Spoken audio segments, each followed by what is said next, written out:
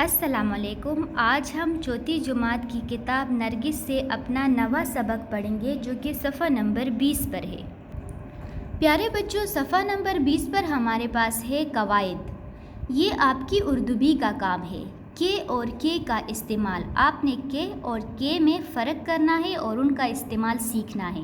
کہ دو جملوں کے درمیان کسی بیان کو واضح کرنے کے لیے استعمال کیا جاتا ہے، جیسے اس لیے کہ، اس طرح کہ، اس وجہ سے کہ۔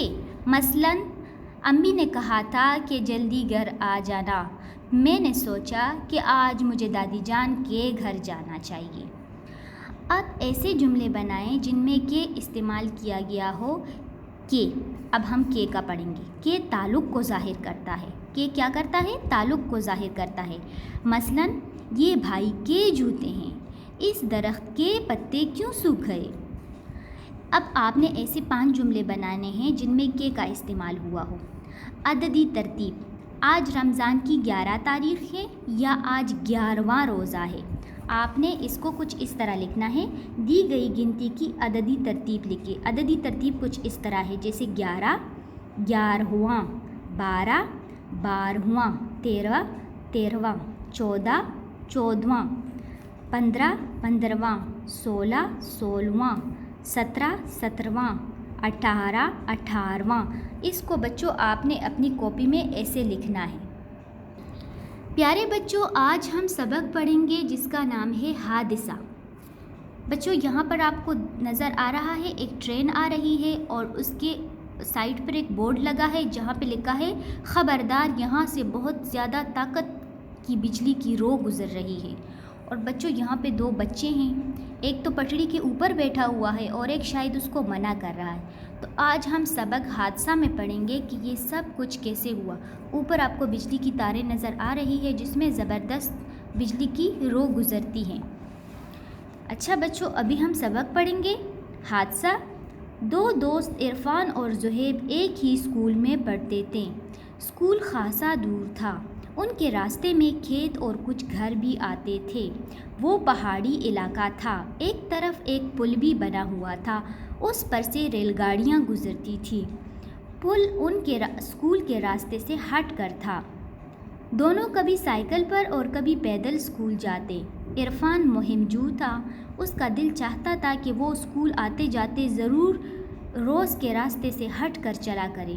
اسے نئے راستے ڈھونڈنے میں مزہ آتا تھا۔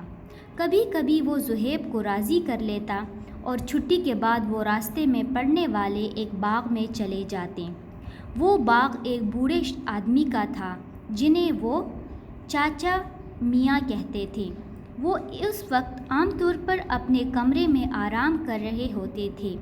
وہ دونوں چپکے چپکے درختوں پر چڑھتے۔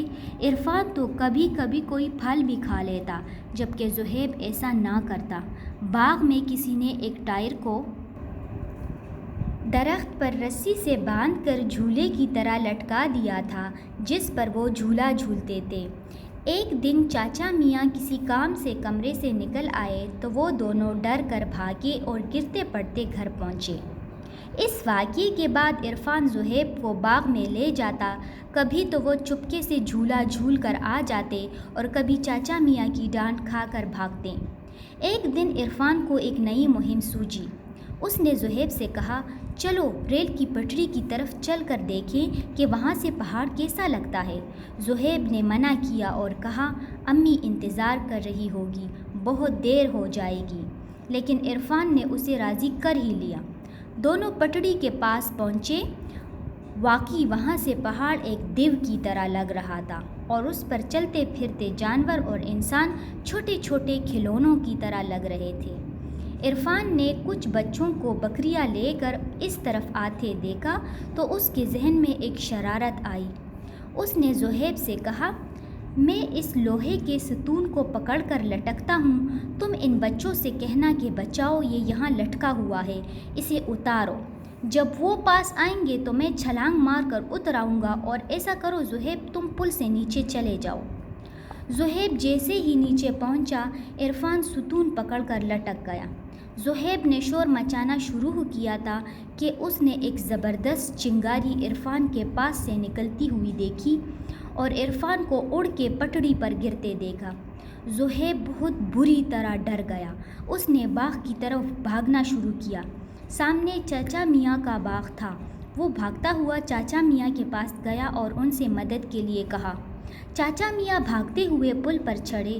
سگنل نیچے تھا اور سبز بتی جل رہی تھی۔ ٹرین آیا ہی چاہتی تھی۔ انہوں نے جلدی سے عرفان کو گھسیٹ کر پٹڑی سے ہٹایا۔ ان کے ہٹاتے ہی ٹرین ان کے بالکل پاس سے گزری۔ زہیب نے اللہ کا شکر ادا کرتے ہوئے سر اٹھا کر دیکھا تو لوہے کے ستون پر ایک بڑا سا بورڈ لگا تھا جس پر خطرے کا نشان بنا تھا اور لکھا تھا، خبردار، یہاں سے بہت زیادہ طاقت کی بجلی کی رو گزر رہی ہے۔ اف، زہیب نے سوچا، اگر ہم نے یہ پہلے دیکھ لیا ہوتا تو ہم کبھی یہ حرکت نہ کرتے۔ چاچا میاں زہیب اور کچھ اور لوگوں کی مدد سے عرفان کو ہسپتال لے گئے۔ ڈاکٹر نے بتایا کہ ان کو بہت زور سے بجلی کا جھٹکا لگا ہے۔ اللہ تعالیٰ نے کرم کیا کہ یہ بچ گئے۔ عرفان کے سر کے سارے بال بجلی کے جھٹکے کی وجہ سے جھڑ گئے۔ وہ کئی دن تک بول نہیں سکا۔ آہستہ آہستہ علاج کے بعد وہ دوبارہ بولنے کے قابل ہوا۔ بعد میں اس واقعے کو یاد کر کے وہ کہتا تھا، پتہ نہیں میں نے یہ سب کیوں کیا۔